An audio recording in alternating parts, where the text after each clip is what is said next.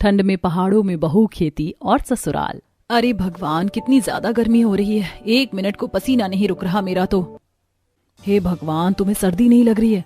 यहाँ अभी बस ठंड का महीना लगा ही है कि मेरी तो कुल्फी बननी भी शुरू हो गई है। हवा कर रही हो? क्या हो तुम? मानवी, किस मिट्टी से बनी हुई हो? भाभी, मैं तो आप लोगों को देखकर हैरान हूँ कि आखिर आप अभी से शॉल वॉल कैसे लपेट रही हो। इतनी सर्दी में तुम्हें गर्मी लग रही है? क्या करूँ भाभी, पहाड़न हूँ ना, तो होता है।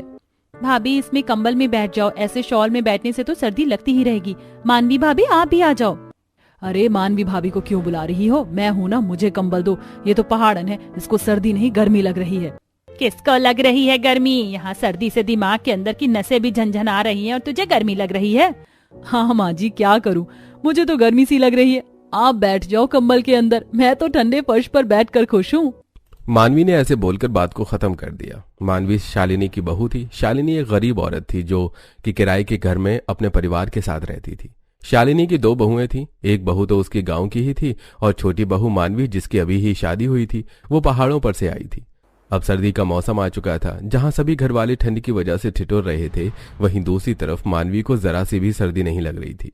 वो खुद को हाथ के पंखे से हवा कर रही थी। अभी सब ऐसे बैठे हुए ही थे कि तभी बाहर से मानवी का पति माधव काम पर से गर्मा गर्म मूंगफली लेकर आया। माँ, ये लो तुम्हारी मनपसंद मूंगफली। भाड़ पर मूंगफली भुन रही थी तो मैंने सोचा कि आपको अच्छी लगती है, थोड़ी सी ले चलता हूँ। सभी लोग खा लो। अरे वाह, आज की आए तूने काबिले तारीफ काम। ये ले मेघा, तू भी ले। राखी, तू भी ले। मानवी बेटा, ये ले। नहीं माँ, मैं एक भी मूंगफली नहीं खा सकती हूँ, माफ करना। अरे मानवी, क्यों मना कर रही हो? खा लो, ये तो सर्दी की मेवा होती है। हम गरीब मूंगफली को गरीबों के बादाम बोलते हैं। चलो जल्दी से खाओ, ये बहुत अच्छी है सेहत के लिए भी। हाँ तो माधव जी, ये सर्दी में खाने की चीज है, ना कि गर्मी में खाने की। मुझे तो अभी भी गर्मी लग रही है। पता नहीं आप लोग ऐसे कंबल वगैरह में क्यों बैठे हुए हैं।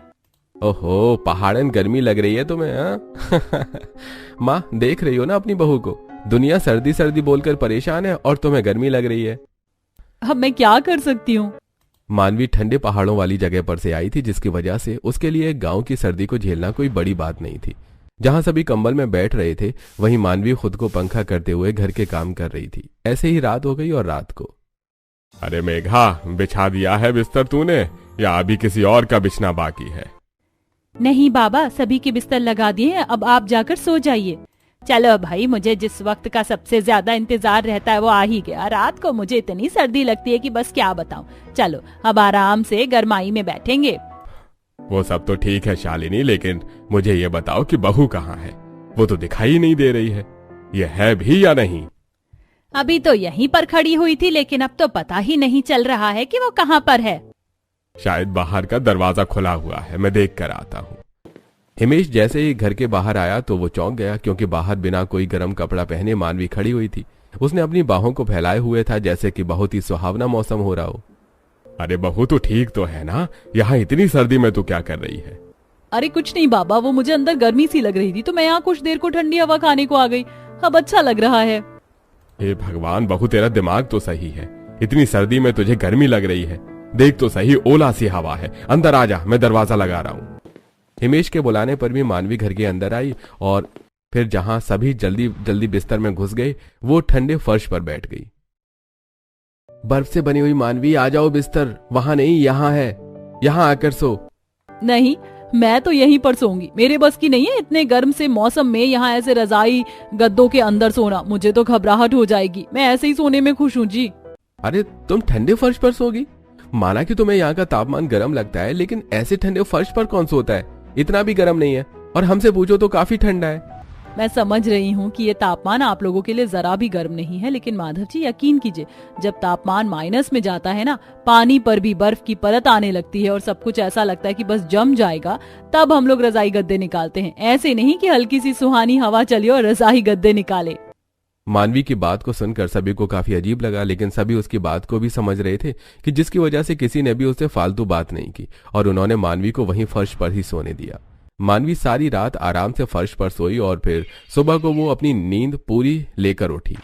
ऐसे ही 2-4 दिनों तक सिलसिला चला और आज के दिन, अरे ऐसे कैसे निकाल देंगे? हैं, पैसे देकर हम लोग रह रहे हैं तो ऐसे कैसे निकाल देंगे? माना कि किराए पर रहते हैं लेकिन। अरे बेटा क्या हो गया, क्यों गुस्सा कर रहा है? माँ वो पड़ोसी बोल रहे हैं कि जो हमारे मकान मालिक हैं उन्हें 5 दिनों में ये मकान खाली चाहिए, वो यहाँ कुछ और बनाएंगे। अब आप बताओ कि 5 दिन में ये मकान हम खाली करके कहाँ को जाएंगे? ऐसे कैसे वो हमें निकाल सकते हैं? अरे नहीं, कुछ नहीं होगा, तू गुस्सा मत कर। अरे नमस्ते शालिनी जी, हिमेश भाई कहाँ हैं? अरे नमस्ते, राम राम जी, हरीश जी बोलिए। हिमेश जी मैं तो कहना नहीं चाहता था लेकिन कहना पड़ रहा है, मुझे 5 दिनों में ये घर खाली चाहिए। क्या है ना, मेरा बेटा आ रहा है और उसकी शादी भी हमने कर ही दी है, तो अब वो अपनी पत्नी और बच्चों के साथ इस घर में रहेगा। इसलिए 5 दिन है आपके पास, कोई दूसरा मकान ढूंढो और उसमें आप रह लेना।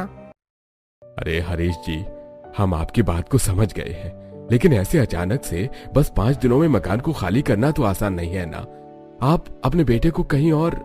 मैं आपका बड़ा मान रखता हूँ हिमेश जी, आज तक मुझे बड़े लोग मिले जो कहते हैं कि हम आपको 400-500 रुपए ज्यादा दे देंगे, लेकिन आप हमें अपना मकान किराए पर दे दो। लेकिन मैंने आपके ही शर्म में किसी को भी मकान किराए पर नहीं दिया है। अब आप बताओ कि अब जब मेरा खुद का बेटा आ रहा है तो उसको क्या मैं सड़क पर रखूंगा? अरे नहीं नहीं, वो तो हम जानते ही हैं कि आपको हमसे कितनी अपनाहियत है।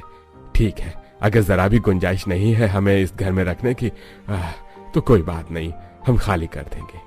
हिमेश ने ऐसे बोलकर बात को खत्म कर दिया। सभी को यह सुनकर काफी ज्यादा बुरा लगा कि अब उन्हें यह घर छोड़ना पड़ रहा था। अजी आपको हाँ बोलने की क्या जरूरत थी बताइए? आप उनसे मना भी तो कर सकते थे ना। एक बार अपनी भी मजबूरी रख देते कि हरीश जी इस महंगाई के जमाने में कहाँ जाऊंगा मैं। शालिनी बेकार की बातें मत करो। अगर उन्हें हमें घर से ना निकालना होता तो वो 10 बहाने खुद ढूंढ लेते। अगर वो दूसरे किराएदार को बसाने की बात करते तब भी मेरे समझ में आ जाता कि नहीं आप हमें मत निकालो, लेकिन अब तो उनके बेटे की बात है तो उसके आगे वो हमें क्यों रखेंगे? और वैसे भी हमारे पास अब 5 दिन है घर ढूंढने के लिए, हम ढूंढ लेंगे दूसरा घर। हाँ पता चल जाएगा कि कैसे मिलता है नया घर, क्योंकि पैसे तो जैसे किसी चीज का नाम है ही नहीं ना। सभी लोग पहले घर देते ही देखना पैसे का मुंह फाड़ देंगे। अरे अभी रात हो रही है शालिनी, तुम सो जाओ और चिंता मत करो, हमें घर तो मिल ही जाएगा। हिमेश ऐसे बोलकर तसल्ली दिलाकर सो गया। ऐसे ही अगला दिन निकला और आज के दिन तीनों बाप बेटे अपने रहने को नया घर देखने को निकले हुए थे। हाँ तो ये आपका घर है 2 मंजिला वाला। इसको कैसे आपको देना है? मतलब मैं अगर इसको किराए पर लूं तो? घर तो तुम्हें भी दिखाई दे रहा है कि कितना चंगा बना हुआ है। इसको मैं 10,000 रुपए महीना किराए पर दूंगा और हाँ 6 महीने के पैसे एडवांस लूंगा। अब बताओ कि तुम्हारे नाम का चेक काटूं कि नहीं? है 10,000 रुपए का, और वो भी 6 महीने एडवांस? अरे इतने पैसे मैं कहां से लाऊंगा जी? देखो भाई ऐसा ही है, अब अगर लेना है तो बताओ, नहीं तो भी बताओ। रमेश की बात को सुनकर हिमेश बेचारा उल्टे पैरों भाग आया। ऐसे ही माधव और तरुण भी दोनों भाई घर ही देख रहे थे, लेकिन अरे नहीं माधव, यहाँ तो कदम कदम पर महंगाई है, मेरी तो समझ में ही नहीं आ रहा कि अब हम क्या करें। भैया महंगाई तो सभी के लिए ही बढ़ रही है, सभी को चाहिए कि पैसा पहले मिल जाए, फिर चाहे किसी के पास हो या ना हो। शादी हुए अभी मेरी 1 महीना नहीं हुआ है, घर में कोई रखा हुआ पैसा नहीं है और घर चाहिए। माधव और तरुण भी ऐसे ही भटकते हुए अपने घर पहुंचे और अरे बाबा आप भी आ गए, कोई जगह मिली? अरे बेटा पैसे की दुनिया है, बताओ 10,000 रुपए किराए मांगा और ऐसे मांग रहे हैं जैसे कि कोई बात ही ना हो। हमारे साथ भी यही हुआ, कहीं पर भी आसपास कोई जगह नहीं है। हे भगवान ऐसे मत बोलो, हमारे पास बस इस घर में 4 दिन बाकी हैं। 4 दिनों के बाद हमें यहाँ से निकलना है तो कोई तो जगह ढूंढनी ही पड़ेगी। माँ अगर हमें कोई जगह नहीं मिल पाई तो हम लोग क्या करेंगे, हम कहाँ जाएंगे? कहते हैं कि घर में अगर नई बहू आती है तो समृद्धि लाती है और घर की दुख परेशानियों को दूर ले जाती है। और यहाँ तो नई बहू के आए हुए 1 महीना नहीं हुआ कि बहू के कदमों से सब छिन गया है। सही कहा, नई बहू के आने से तो हमारा घर ही छिनने वाला। ये कैसी समृद्धि लाई है हमारी भाभी? अरे तो आप लोग ऐसे क्यों बोल रहे हो? क्या आप लोगों को लग रहा है कि जो कुछ भी हो रहा है उस सबकी वजह मैं हूँ? बोलिए। भाभी लगता तो यही है, क्योंकि भाभी किसी के कदमों से घर में इतनी मनहूसियत नहीं आई। बेकार की बात मत कर मेघा, तेरी भाभी को तू ऐसे नहीं बोल सकती है। जो कुछ भी हो रहा है वो होनी है, इसमें मानवी का कोई कसूर नहीं है। अरे बेकार की बात मत करो, मैं जानता हूं कि तुम सभी लोगों का दिमाग खराब है, लेकिन किसी को दोष देने से कोई फायदा तो नहीं है ना। चलो चुप करो। नहीं माँ जी और बाबा जी, अगर आप लोगों को लगता है कि ये सब मेरी वजह से हो रहा है, मेरे पाँव अब शगुन है, तो ठीक है, आप लोगों के लिए घर भी मैं ही ढूंढूंगी और आप लोगों को ऐसा घर दूंगी जिससे फिर हमारे हालात अच्छे ही अच्छे होंगे। अरे बहू, तेरी जेठानी और नंद ने जो बोला है उसे तू दिल पर मत ले। वैसे भी मैंने बताया तो तुझे कि सभी का दिमाग परेशान है इस वक्त, तो तू बेकार में टेंशन मत ले। नहीं बाबा, अब जब मुझे अपशुगनी और मनहूस कदमों वाली बोला गया है तो मैं क्यों ना अपने आप को साबित करूं। मैं जाऊंगी, ढूंढूंगी और आपको एक घर ढूंढ कर दूंगी। ठीक है, अगर तुझे अपने ऊपर इतना भरोसा है तो तू कल ही घर ढूंढने जाना। वैसे भी तेरी वजह से ही ये सब हो रहा है, तो तू ही इस सब को अब ठीक करेगी। शालिनी की बात मानवी के दिल पर लगी, लेकिन मानवी ने खुद को कमजोर नहीं पड़ने दिया। ऐसे ही अगला दिन निकला और दिन निकलने के साथ ही तरुण और हिमेश दोनों तो काम पर चले गए। अब घर में माधव था, जिसके साथ शालिनी और मानवी दोनों घर ढूंढने को निकले। सुबह से 10 घर मिल गए हैं, लेकिन एक भी घर ना हमारे बजट का है और ना ही मेल का। सभी को एडवांस पैसा चाहिए। माँ जी, ऐसे किसी के घर में किराए पर रहने से तो अच्छा है कि हम कहीं पर कोई कुटिया बना कर रह लें। कम से कम उसका पैसा नहीं देना पड़ेगा और काम करके पैसे जोड़ने के बाद हम लोग अपना खुद का घर बना सकते हैं। हाँ, हमारे घर में तो सारे लोग जवान हैं, अट्टे कट्टे हैं और आदमियों में भी बड़ी जान है ना बहू? मैं और तेरे बाबा दोनों बिल्कुल जवान हैं, अभी हमें कुछ नहीं होता है ना। बात तो ऐसी कर रही है जिसका कोई सेंस नहीं बन रहा। आई बड़ी मुझे समझाने वाली कि माँ जी यूं नहीं यूं। तू रहती होगी कुटियों में, लेकिन हमें आदत नहीं है, समझी? शालिनी की बात को सुनकर मानवी चुप हो गई। ऐसे घर ढूंढते ढूंढते सारा गांव खत्म हो गया और अब वो एक जंगल के आगे आकर रुक गए थे, जिसमें एक बड़ी पहाड़ी थी।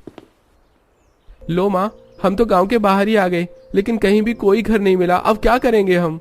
बोल मानवी, तू अब क्या करेगी? क्योंकि घर तो हमें मिलेगा नहीं, तो अब बता कि आगे क्या करना है। अरे माँ, मानवी से क्या पूछती हो? मानवी को नहीं है जानकारी, आप उसका पीछा छोड़ो। ये पहाड़ है?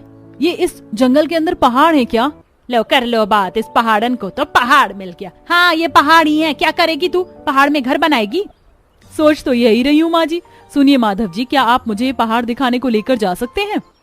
मानवी, तुम्हारी जगह पहाड़ी थी, लेकिन ये जगह पहाड़ी नहीं है। तुम समझो, हम यहाँ पहाड़ के ऊपर कोई घर नहीं बना पाएंगे।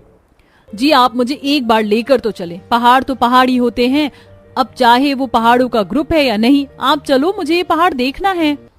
मानवी सभी को अंदर जंगल में ले गई जहाँ पहाड़ था। सभी को वो जगह देखकर डरावनी लग रही थी, लेकिन मानवी का पहाड़ को देखते ही उस पर दिल आ गया, क्योंकि पहाड़ बहुत ही ज्यादा सुंदर था। कितना शानदार पहाड़ है। पता है माँ जी, पहाड़ी इलाकों में तो ऐसे पहाड़ों पर घर बनाने को दुनिया तरसती है, और यहाँ ये पहाड़ ऐसे ही पड़ा हुआ है। मैं तो जानती थी कि तू कोई बेकार की ही बात करेगी। इस पहाड़ के ऊपर तुझे घर बनाना है, और वो भी हमारे साथ। जा काम कर अपना।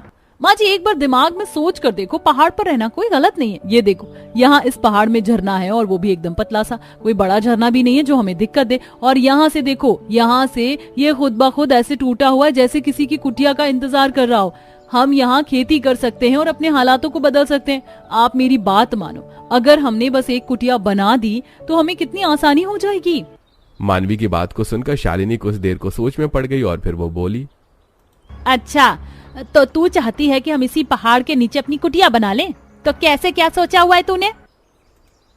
लगता है कि माँ जी आपको मेरी बात समझ आ रही है। ठीक है, तो मैं आपको बता, देखिए, ये जो जगह है जिसके ऊपर को पहाड़ का छप्पर है, मेरे अंदाजे और तजुर्बे के मुताबिक पहाड़ के इस कोने में सर्दी में गर्मी होगी और गर्मी में ये ठंडा हो जाएगा, क्योंकि यहाँ का रुख देखने से ऐसा ही लग रहा है। हाँ, और दूसरी बात, ये जगह एक कुटिया बनाने के हिसाब से अच्छी है, क्योंकि पास में ही पानी भी है।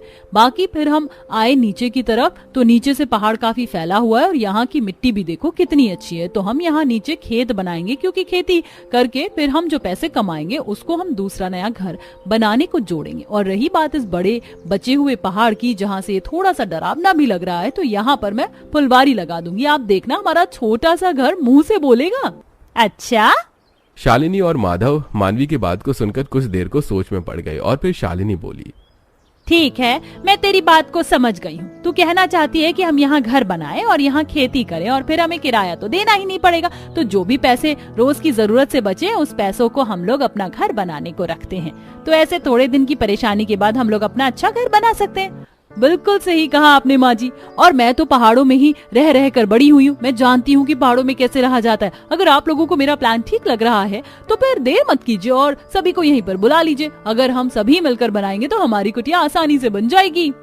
मानवी की बात को सुनकर माधव और शालिनी ने उसके प्लान को एक मौका देने की सोची। बस फिर क्या था, माधव ने तरुण को फोन करके सभी घर वालों को जंगल में पहाड़ के पास बुला लिया और उन सभी ने मानवी का प्लान सुना। नहीं माँ, बिल्कुल भी नहीं, मजाक मत करो। हम लोग यहाँ शहर के रहने वाले हो और आप चाहती हो कि हम यहाँ पहाड़ों में अपना घर बना कर रहें। ये जगह तो देखने में ही कितनी डरावनी है, अगर कोई यहाँ आ गया तो। मैं जानती हूँ मेघा कि शहर की बसावट से दूर तुम्हारे लिए यहाँ रहना एक्सेप्ट करना बहुत ज्यादा मुश्किल है, लेकिन कुछ दिनों की बेचैनी जिंदगी भर के डर से तो अच्छी ही है ना। हम हमेशा यहाँ नहीं रहेंगे। अब चलो मेरी मदद करो। मुझे बताओ कि क्या करना है। भैया आप कुल्हाड़ी तो लेकर आए हो ना? मैंने आपको बोला था कि कुल्हाड़ी लेकर आना। हाँ हाँ मैं लेकर आया हूँ। ठीक है, तो आप दोनों भाई लकड़ी काटिए। पहाड़ों में लकड़ी की कुटिया से बेहतर कोई घर नहीं है, ये आप लोग समझ लेना। आप एक कुटिया बनाने के हिसाब से लकड़ी काटो, तब तक मैं और माँ जी घास का छप्पर बना रही हैं। ठीक है, अभी तो बस कुटिया ही बन पाई है। सुनो मेघा और राखी भाभी, आप दोनों अगर फ्री हो तो आप दोनों यहीं झरने के पानी की मदद से चूल्हा और कुछ चूल्हे के बर्तन बना दो, क्योंकि यहाँ पर हम गैस का इस्तेमाल नहीं कर पाएंगे। गैस चूल्हा भी इस्तेमाल नहीं होगा, लेकिन क्यों? वो इसीलिए माँ जी क्योंकि हमारी कुटिया लकड़ी की है, तो हम उसमें आग नहीं लगा सकते और आसपास भी नहीं लगा सकते हैं, तो हम मिट्टी के चूल्हे पर खाना वगैरह बनाएंगे। अच्छा, तो हमें अब चूल्हा बनाना है। चलो मेघा काम पर लगते हैं, क्योंकि हमारे बुरे दिन शुरू हो गए। नहीं भाभी, अब बुरे दिन शुरू नहीं हुए, बल्कि ये तो बदलाव है, अच्छे दिनों के आने से पहले का बदलाव। हमें कभी भी अपनी जिंदगी से मायूस नहीं होना चाहिए। शायरी तो तुम काफी अच्छे से कर लेती हो, लेकिन काश तुम्हारे कदम भी इतने ही शुभ होते, तो आज हमें घर छोड़ना ना पड़ता और यहाँ पहाड़ों में ना आना पड़ता। माँ, बड़ी सर्दी लग रही है। आपने कभी मुझसे इतना ऐसा काम नहीं करवाया जो मेरी भाभी की बदौलत मुझे करना पड़ रहा है। सच में मेरे हाथ बर्फ से भी ज्यादा ठंडे हो गए हैं। जो काम कभी मायके में या ससुराल में भी करने की नहीं सोचा था ना, वो हमें करने पड़ रहे हैं। पता नहीं पहला दिन ही पहाड़ पर ऐसा है तो बाकी के कैसे होंगे। राखी और मेघा ऐसे ही ताने मारती रही, लेकिन मानवी ने सब कुछ बस अपना मुंह सिलकर सुन लिया। ऐसे ही आज का दिन गुजर गया और मानवी के बताने से कुटिया बन चुकी थी। चलो रहने का तो इंतजाम हो ही गया, अब बाकी की चीजें तो हम रहते रहते भी अरेंज कर ही लेंगे। देखो तो सही कितनी खुश है। सभी मानवी से बेवजह भी नाराज ही थे। ऐसे ही 2-3 दिन और गुजरे और अब शालिनी का परिवार पहाड़ पर रहने को आ गया था। उन्होंने अपना गांव वाला घर छोड़ दिया था और आज उनकी अपने पहाड़ी घर में सर्दी की पहली सुबह थी। अरे हे भगवान, सर्दी हो रही है और यहाँ तो कुछ ज्यादा ही है। बाबा, ये ना पहाड़ पर झरने बह रहे हैं, इसलिए यहाँ सर्दी कुछ ज्यादा लग रही है। यही अगर ये झरना नहीं होता तो ऐसा कुछ भी नहीं होता। आप गांव में चलो, देखना वहां इतनी सर्दी नहीं लगेगी। अच्छा माँ और मानवी, हम लोग जा रहे हैं काम पर। घर में जो आलू और गोभी गाजर रखे हुए हैं उन्हीं में से कोई एक चीज बना लेना आज। जी आप खाना बनाने की टेंशन मत लीजिए, मैं बना दूंगी। सुनिए, आप लोग जा तो रहे हैं, लेकिन शाम को दिन ढलने से पहले ही घर आ जाना, ना कि रात होते ही पहाड़ों पर जानवर निकल जाते हैं, तो अपनी सेफ्टी जरूरी है। अच्छा ठीक है, चलता हूँ माँ। ठीक है बेटा, जाओ भगवान जी का नाम लेकर। माधव, हिमेश और तरुण अपने पुराने काम पर ही वापस आ गए, तो वहीं दूसरी तरफ घर की औरतें घर के कामों में लग गईं। मानवी बर्तन बैठकर धोने लगी तो वहीं झरने के पास बैठकर राखी ने कपड़े धोना शुरू कर दिया। वैसे ये भी भगवान की कुदरत है ना भाभी, कि सर्दी में इस झरने का पानी देखो कितना साफ आ रहा है। ये हाथों को भी अच्छा लग रहा है और काम भी हो रहा है। हाँ पहाड़न, तुम्हारा काम हो रहा है ना आसानी से, तो तुम्हें तो ये जगह अच्छी लगेगी, वरना जरा तुम मुझसे तो पूछो कि मेरी क्या हालत हो रही है यहाँ पर। हे भगवान, इस पहाड़ पर तो बड़ी ही सर्दी है, मैं क्या करूँ। आप लोगों को अभी यहाँ थोड़ा सा अनकंफर्टेबल लगेगा, लेकिन फिर बाद में आपको सभी चीजों की आदत हो जाएगी। मानवी ने ऐसे ही सभी को समझा दिया। ऐसे ही कुछ देर के बाद मानवी ने गोभी की सब्जी बनाई, जिसको बनाने के बाद मानवी ने उसको छिलकों और बेकार टुकड़ों को फेंका नहीं, बल्कि उन्हें उसने बोने को सोचा। मैं इन छिलकों से अब अपने माँ बाबा की तरह खेती करूंगी। इन छिलकों को बोकर ही मेरी खेती होगी और इन्हीं को सड़ाकर मैं खाद भी बनाऊंगी, जो मेरे खेत की फसल को बढ़ाने में मदद करेगी। मानवी ने ऐसे ही छोटे छोटे से टुकड़े करके आलू, गाजर और गोभी को पहाड़ की जमीन में जगह जगह पर बो दिया। अभी तक मानवी के काम सभी को मजाक से कम नहीं लग रहे थे। मानवी ने उन्हें बोकर झरने से उन्हें पानी दिया और मैंने हिसाब देख कर ही सारी खेती की है। यहाँ पानी भी है और यहाँ सूरज की रोशनी भी भरपूर है, तो यहाँ खेती करने में कोई दिक्कत नहीं होगी। मानवी का आज पहाड़ पर पहला दिन था। जो उसने अपना बेस्ट दिया। शाम होने पर सभी लोग घर आ गए और मानवी ने घर के चारों तरफ आग लगा दी, जिससे कि जंगली जानवर अंदर ना आने पाए। हे भगवान माँ, ये कौन सा जानवर बोल रहा है? मुझे तो बड़ा डर लग रहा है। ये भेड़िए की आवाज है। ये बाहर भेड़िए बोल रहे हैं, लेकिन तुम घबराओ नहीं। भेड़िया या कोई भी जानवर आग के पास नहीं आते हैं, तो हम लोग सेफ हैं। तुम सभी सो जाओ। मानवी ने समझाकर सभी को सुला दिया। ऐसे माहौल में किसी को भी गहरी नींद तो नहीं आई, लेकिन किसी जानवर ने उनके घर की तरफ को नहीं देखा था, जिसकी वजह से सभी अब जानवरों के हमला करने से तो बेफिक्र हो चुके थे। ऐसे ही अब लगभग पहाड़ पर रहते हुए 1 महीना गुजर चुका था। इस 1 महीने में मानवी की फसल भी आ गई थी और अब घर वाले पहाड़ पर ज्यादा कंफर्टेबल हो गए थे। माँ जी, बाबा जी, मेरी फसल काफी अच्छी हो गई है, तो मैं सोच रही हूँ कि मैं इन उगाई हुई सब्जियों को बाजार में बेचने का काम कर लूँ। पहाड़ों में उगी हुई सब्जी है और ताजी भी है, तो लोग खरीद लेंगे। और दूसरी बात माँ जी, कि हम उन पैसों को बचाकर अब अपना नया घर बनाने का सपना देख सकते हैं। ठीक है मानवी, तुम ये काम कर सकती हो, और वैसे भी अब सभी को करने से ही हमारे हालात बदल सकते हैं। और दूसरा माँ बाबा, मैं क्या सोच रहा हूँ कि जंगल है, इतने बड़े पेड़ हैं, और क्यों ना हम लोग पेड़ों से लकड़ी को काटकर उसका फर्नीचर बनाकर बेचने लगे। दूसरे के घरों में काम करने से तो कम ही आमदनी मिलती है, लेकिन अगर हम कुछ बनाकर बेचेंगे तो इससे हमें ज्यादा मुनाफा होगा।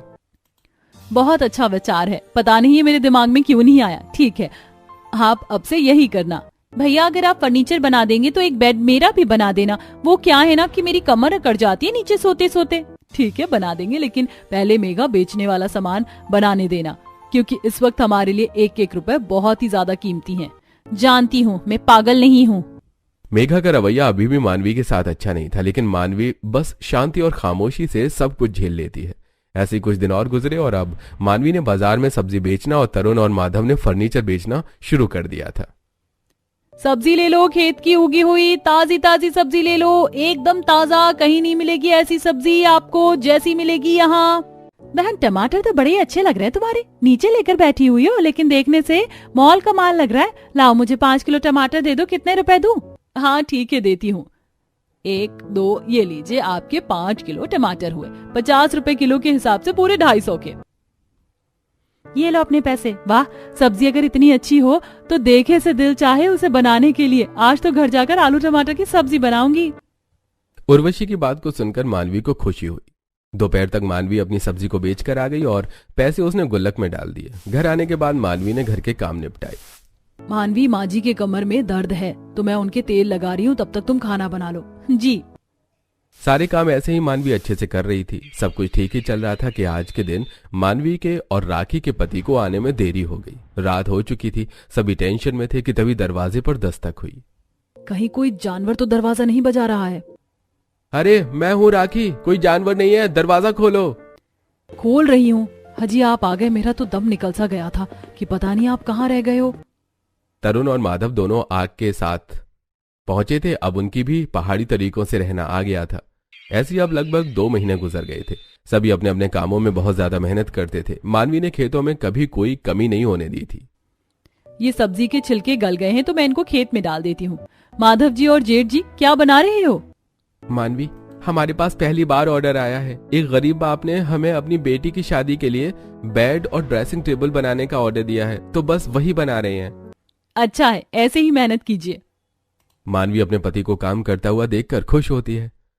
ऐसे ही मेहनत करते करते साल गुजर गया और इस 1 साल में अब मानवी अपने और घर वालों की मेहनत से इतने पैसे बना चुकी थी कि अब उन्होंने एक घर खरीद लिया था, जो शहर में बीचों बीच था और बहुत सुंदर था।